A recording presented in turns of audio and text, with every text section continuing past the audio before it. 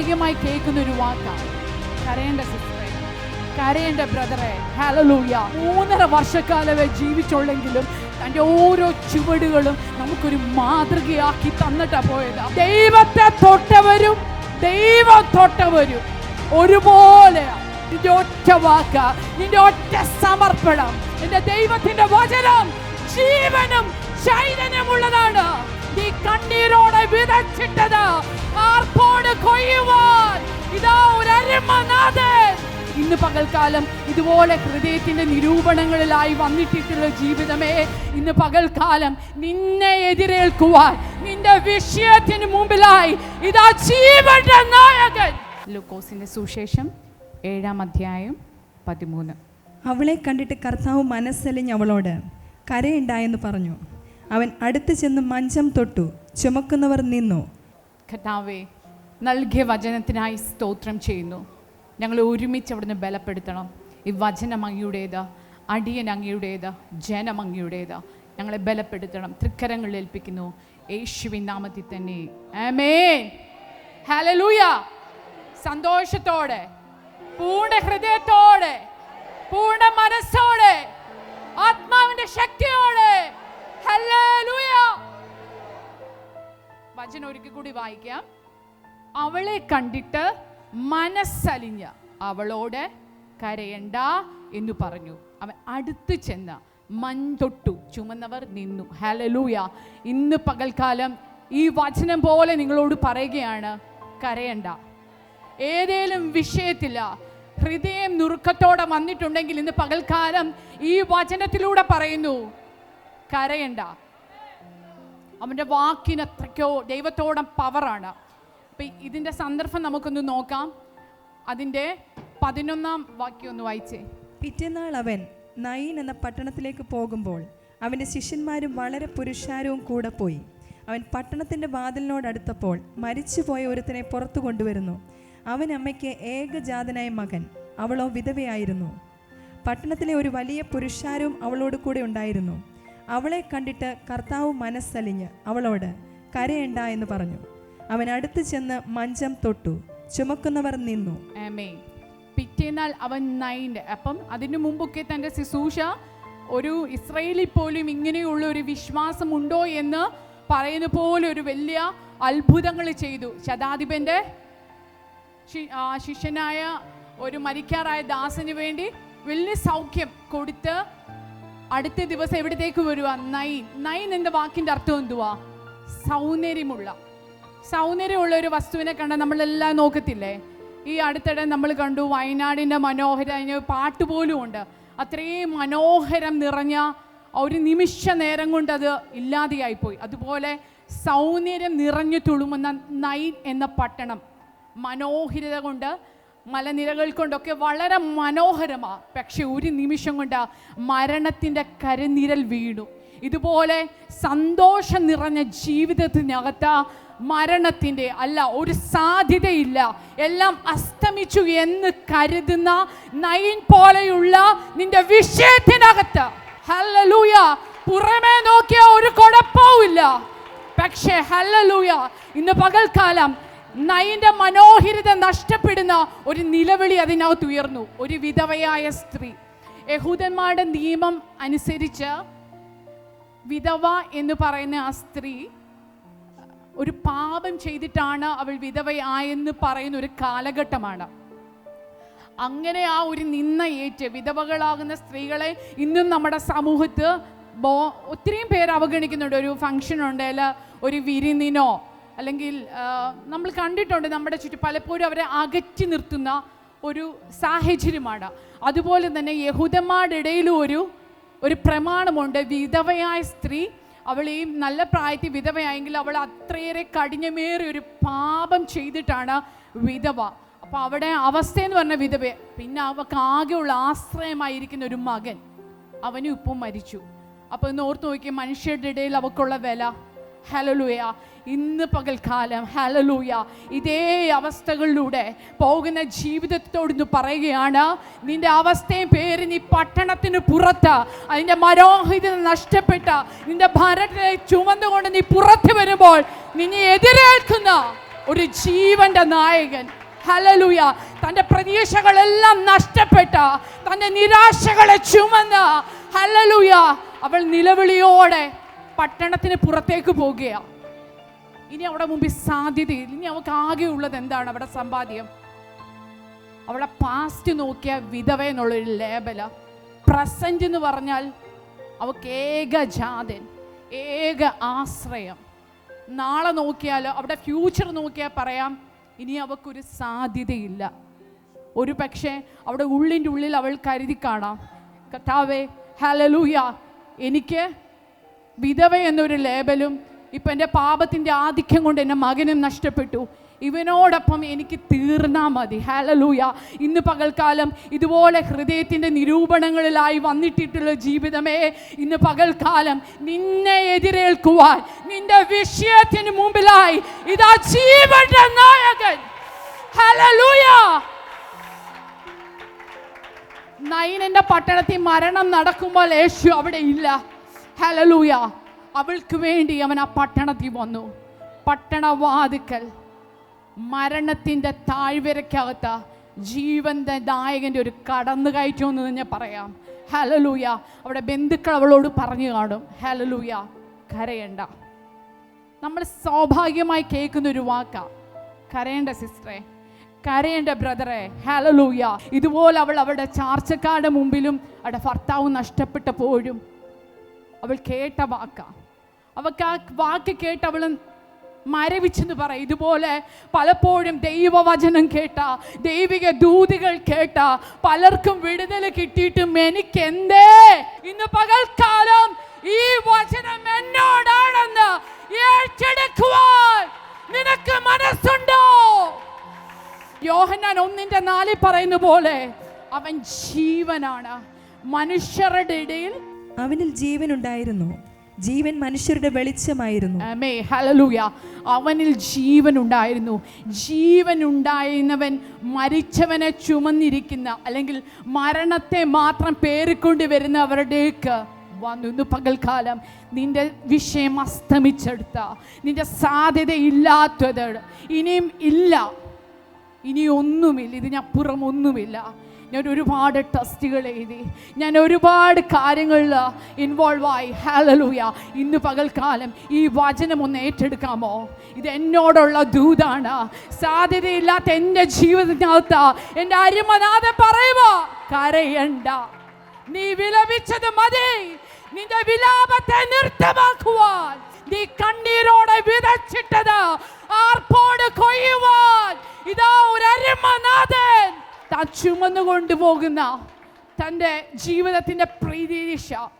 ഇന്നിവിടെ ജീവിതത്തിൻ്റെ പ്രതീക്ഷ നഷ്ടപ്പെട്ട, ജീവിതത്തിൻ്റെ നല്ല സന്തോഷ നിമിഷങ്ങൾ നഷ്ടപ്പെട്ട, യാതൊരു സാധ്യതയുമില്ലാത്ത നിങ്ങളോട് എനിക്ക് പറയുവാനുണ്ട്, നിങ്ങളുടെ വിഷയത്തെ ചുമക്കുന്നവൻ, വാസ്തവമായി അതിനൊരു പരസ്യ മറുപടി തരുന്നവൻ ഇന്ന് പകൽക്കാലം ഇവിടെയുണ്ട്. സാധാരണ കേൾക്കുന്ന മൊഴി പോലെ അല്ല അവിടെ പറഞ്ഞത്.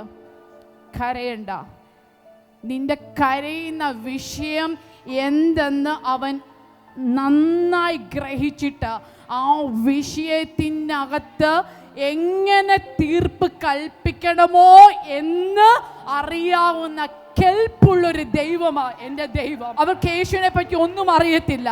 പലപ്പോഴും നമ്മുടെ ജീവിതത്തിനകത്ത് നമ്മൾ എന്തെങ്കിലും ആവശ്യമുണ്ടെങ്കിൽ നമ്മുടെ ദൈവത്തെ ഇൻവോൾവ് ആക്കാറുണ്ടോ? പലപ്പോഴും നമ്മൾ അവനെ മാറ്റി നിർത്തിയിട്ടേ ഉള്ളൂ.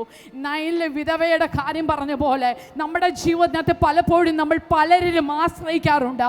പക്ഷെ ഇന്ന് പകൽക്കാലം പലപ്പോഴും ഞാനും നീയും അറിയാതെ നിന്റെ തകർന്ന വിഷയത്തിനകത്ത് നിനക്ക് പറ്റത്തില്ലെന്ന് പറഞ്ഞ പലതിലും അവൻ ഇൻവോൾവ് ആയിട്ടില്ലേ?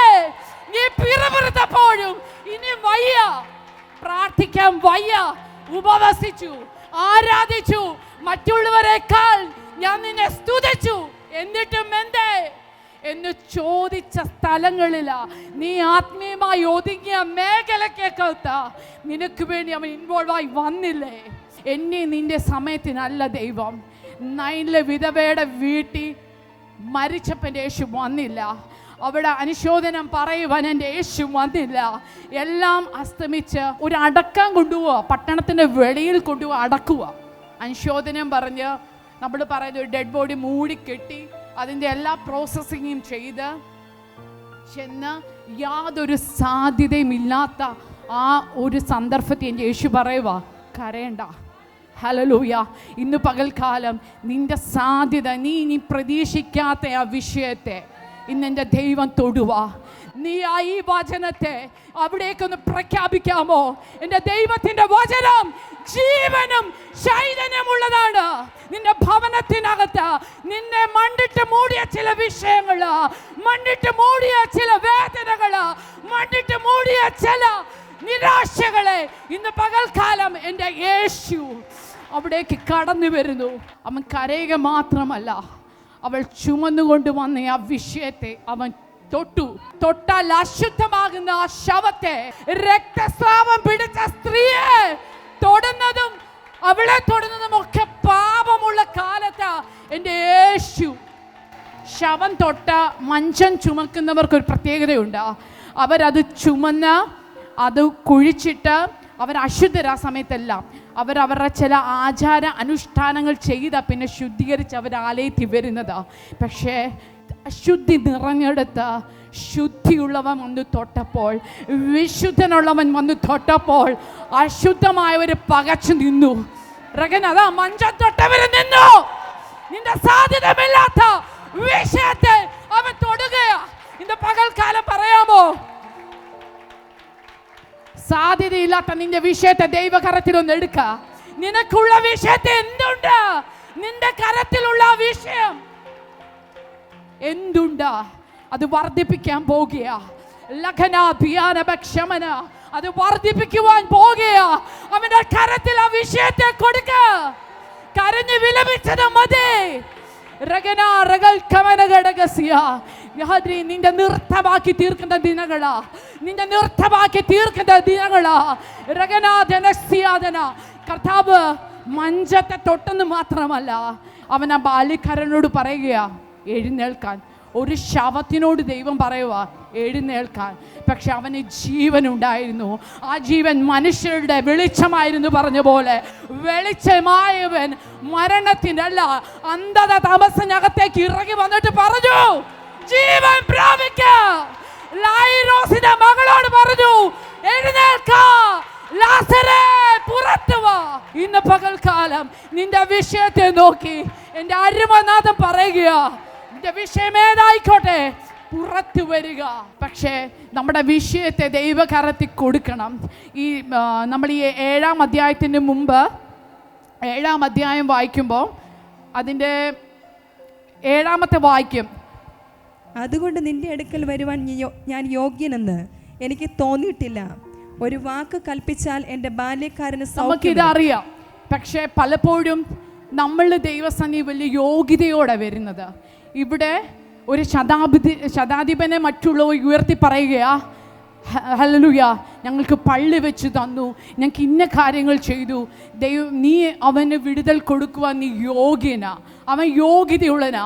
പക്ഷെ ദൈവത്തിന് ആ വാക്കല്ലായിരുന്നു. പക്ഷെ ശതാധിപൻ വന്ന് ദൈവത്തോട് പറഞ്ഞു, ഹല്ലേലൂയ. ഞാനിതിപ്പോൾ കയറി വന്നത് എന്താന്ന് പറഞ്ഞാൽ, പലപ്പോഴും നമ്മൾ വന്നിരിക്കുന്നതുണ്ടല്ലോ, നമ്മളെല്ലാം യോഗ്യത പ്രാപിച്ചതാ. ശതാധിപനെ പോലെ കർത്താവേ നീ എൻ്റെ അടുത്ത് വരുവാൻ, നിന്റെ മകളെന്ന് വിളിക്കാൻ, നിന്റെ മകനെന്ന് വിളിപ്പാൻ ഞാൻ യോഗ്യതയുള്ളവനല്ല. നിന്റെ ഒരു സമർപ്പണം മതി. കാലങ്ങളുടെ പഴക്കോ നൂറ്റാണ്ടുകളുടെ പഴക്കോ പാരമ്പര്യത്തിന്റെ പഴക്കമൊന്നും എൻ്റെ ദൈവത്തിന് വേണ്ട. നിന്റെ ഒറ്റ വാക്ക്, നിന്റെ ഒറ്റ സമർപ്പണം. ഇന്ന് പകൽക്കാലം കർത്താവേ ഞാൻ ഇതിനൊന്നും യോഗ്യതയുള്ളവളല്ല, ഞാൻ ഇതിനൊന്നും യോഗ്യതയുള്ളവളല്ല. എന്നിട്ടും കർത്താവേ ഇന്നലകളിൽ കർത്താവേ അതിക്രമങ്ങളാലും പാപങ്ങളാലും മരിച്ചിരുന്ന എൻ്റെ നിന്റെ ജീവന്റെ തുടിപ്പ് തന്നതുപോലെ ഇന്ന് ആ ജീവന്റെ തുടിപ്പ് ഹല്ലേലൂയ നമ്മുടെ തന്നേക്കും. നമ്മുടെ ജീവിതത്തെ നൈല വിധവയുടെ അവസ്ഥയായി ഇന്നലകളില്ല. പലപ്പോഴും നമ്മുടെ ഇന്നലകളൊന്നും ഓർക്കണം. നമ്മൾ നൈല വിധവയെ പോലെ ആയിരുന്ന ചില കാടകെട്ടുകൾ എൻ്റെയും നിന്റെ ജീവിതത്തിൽ ഞങ്ങൾക്കില്ലായിരുന്നോ?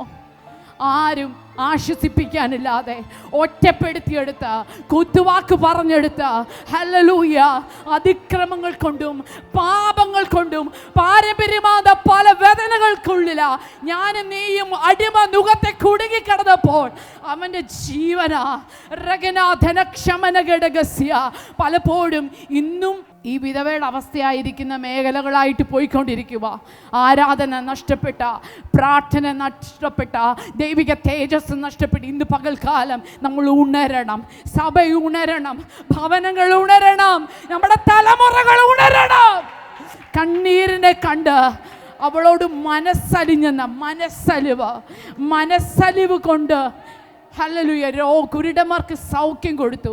അവരുടെ മനസ്സലിവ്, കർത്താവ് മനസ്സലിവ് കണ്ട തൻ്റെ കൂടെ വന്ന ജനത്തിന് അപ്പം കൊടുത്തു. അവർ വിശന്നിരിക്കുക. അതാ മനസ്സലിവുള്ളൊരു ദൈവം. മനസ്സലിവ് കൊണ്ട് കുഷ്ഠരോഗിക്ക് സൗഖ്യം കൊടുത്തു. നമ്മൾ വചനം എടുത്ത് നോക്കുമ്പോൾ അവൻ്റെ മനസ്സലിവ് അത്രക്കേറിയ. മനുഷ്യർ മനസ്സലിയുന്നത് സാഹചര്യങ്ങൾ നോക്കി പലപ്പോഴും നമ്മളെ അകറ്റി നിർത്തി, അല്ലെങ്കിൽ നമ്മളെ കാണുമ്പോൾ ഒരു മനസ്സലിവ്. ഇതങ്ങനെയല്ല. പരിപൂർണമായും അവൻ പലപ്പോഴും തൻ്റെ ജീവിതം ഒരു ഡെമോൺസ്ട്രേഷനായിട്ടാണ് നമുക്ക് കാണിച്ചു. 3.5 വർഷക്കാലമേ ജീവിച്ചുള്ളെങ്കിലും തൻ്റെ ഓരോ ചുവടുകളും നമുക്കൊരു മാതൃകയാക്കി തന്നിട്ടാണ് പോയതാ. കാൽവറി എൻ്റെ പൂർത്തീകരണം തന്നു.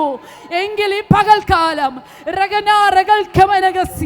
നീ ചുമന്നുകൊണ്ട് വന്നിരിക്കുന്ന അസാധ്യതയില്ലാത്തത്, ഹല്ലേലൂയ, മരണപാശങ്ങൾ എന്നെ ചുറ്റി, പാതാള വേദനകൾ എന്നെ പിടിച്ചു, ഇതുപോലെ പറഞ്ഞ് വിലപിക്കുന്ന എന്നെ നിന്നെ നോക്കി തമ്പുരാൻ പറയുക, കരഞ്ഞതും മതി. നിന്റെ വാഗ്ദത്തങ്ങളെ ചുമന്നുകൊണ്ട് ഹല്ലേലൂയ അവൻ കടന്നു വരുന്നു. ഹല്ലേലൂയ. ആ സ്ത്രീയുടെ കൂടെ വന്നവരെ നോക്കിയാലും സാധ്യതയോ ഇനിയും എല്ലാം അസ്തമിച്ചു. പക്ഷെ യേശുവിൻ്റെ കൂടെ വന്ന് ഇവിടെ മരണത്തിൻ്റെ പാട്ടൊക്കെ പാടി ഒരു കൂട്ടം ആളുകൾ വരുന്നു. ഇന്ന് പകൽക്കാലം ഇവിടെ പലരെയും വിളിച്ചോണ്ട് വന്നിട്ടുണ്ട്. ഇന്നടുത്തൊരു ആരാധനയുണ്ട്. നമ്മൾ അതൊന്ന് ഇമാജിൻ ചെയ്യണം. അതുപോലെ നൈലെ വിധവയെ പോലെ വിഷയങ്ങളുമായി ചുമന്നുകൊണ്ട് വന്ന പലരും ഇന്ന് പകൽക്കാലമുണ്ട്. പലരെയും വിളിച്ചോണ്ട് വന്നിട്ടുണ്ട്. ഇതേപോലെ നിലവിളിച്ച് വന്നവരുണ്ട്. മറുവശത്ത് ഒരു വലിയ ജനക്കൂട്ടം യേശുവിനെയും ചുമന്നുകൊണ്ട് വരുന്നുണ്ട്, യേശുവിനെയും ഉയർത്തിക്കൊണ്ട് വരുന്നു. അപ്പം മരിച്ചൊരു യുവാവും ജീവന്റെ തുടുപ്പാകുന്ന ഒരു യുവാവും കൂടെ ആ പട്ടണവാതിക്കൽ കൂട്ടിമുട്ടുന്നു. പലപ്പോഴും ഇന്ന് പകൽക്കാലം ആരാധനയില്ല, ചില വിഷയങ്ങളുമായി നമ്മൾ കൂട്ടിമുട്ടുവാൻ പോകുന്നു. എൻ്റെ വിഷയത്തിൻ്റെ പഴക്കത്തെ ഹല്ലേലൂയ എൻ്റെ ദൈവത്തിന് വിഷയമല്ല. നിന്റെ രോഗത്തിൻ്റെ പഴക്കത്തെ എൻ്റെ ദൈവത്തിൻ്റെ വിഷയമല്ല. നിന്നെ ഒതുക്കിക്കളഞ്ഞ വിഷയങ്ങളെ എൻ്റെ ദൈവത്തിൻ്റെ വിഷയമല്ല. ഇന്ന് ആ വിഷയങ്ങളെ എൻ്റെ അരുമനാഥൻ്റെ കരം തൊടുവാൻ പോകുന്നു. ദൈവത്തെ തൊട്ടവരും ദൈവം തൊട്ടവരും ഒരുപോലെ ഹല്ലേലൂയ വിടുതൽ പ്രാപിച്ചതാ. ആ ഒരു ആത്മാവിൻ്റെ വാഞ്ചയോടെ നമ്മളെ ഒതുക്കിക്കളഞ്ഞ ചില മേഖലകളെ ഹല്ലേലൂയ ആ വിധവയുടെ വിഷയത്തെ പോലെ നമ്മളെ പുറകോട്ട് വലിച്ച ചില വിഷയങ്ങളെ ഇത് പകൽക്കാലം വഹിച്ച അത് ഇവിടുന്ന് ആരാധിച്ച് ഇപ്പം നമ്മുടെ മനസ്സ് ഫ്രീയാ. പിന്നെ നമ്മളതിനെ ചുമന്നോട് വീട്ടിലോട്ട് പോകും. ഇന്ന് പകൽക്കാലം ഇവിടെ ഇരുന്ന് പ്രാർത്ഥിച്ച് ആ മണ്ഡലത്തെ വെട്ടണം. ഇന്ന് പകൽക്കാലം അവൻ്റെ ആ വചനത്തിൻ്റെ ശക്തി പോലെ നമ്മൾ ബലപ്പെടണം.